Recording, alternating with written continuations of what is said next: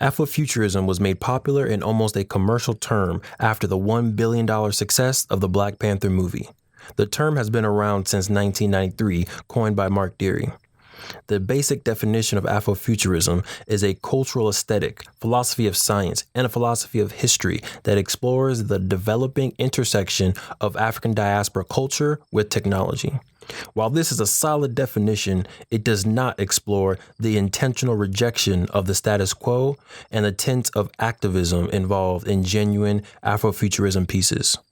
Afrofuturism lends an alternative look at the future and even history through an African diasporic lens, a lens that not only changes the point of view of the story, but it often shifts the power structure as well. Afrofuturism is an important lens or field of study because images and information are heavily influenced by a European paradigm. This paradigm or way of thinking places Europeans on top and African/Black bodies on bottom.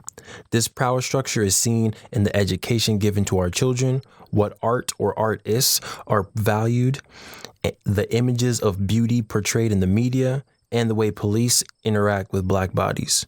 Afrofuturism flips the existing power structure on its head. Unfortunately, only through art mediums, not in real life. While Afrofuturism may not have any real-world implications yet, the creation of movies, books, comic books, and curriculum can mold the minds of our youth, creating a very powerful future. There is power in the paradigm. The way we see and interact with the world has direct impacts on our future. Black Future Month will bring the Afrofuturism lens to the forefront of our community's minds, shifting the paradigm to create a more powerful future for our descendants. Okay, for this chapter's activity, I want you to think about the lens of Afrofuturism.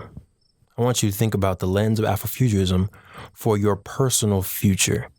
When you think of your own future, when you think 20 years from now, 10 years from now, 5 years from now, tomorrow, when you see yourself completely in control, when you see yourself in a position of power over your own fate, over your own destiny, over your own future, what does that look like for you? Afrofuturism, yes, is in comics. Yes, it's in movies. But if we can take that imagination to our real life, what does it look like for you to be in complete control of your future?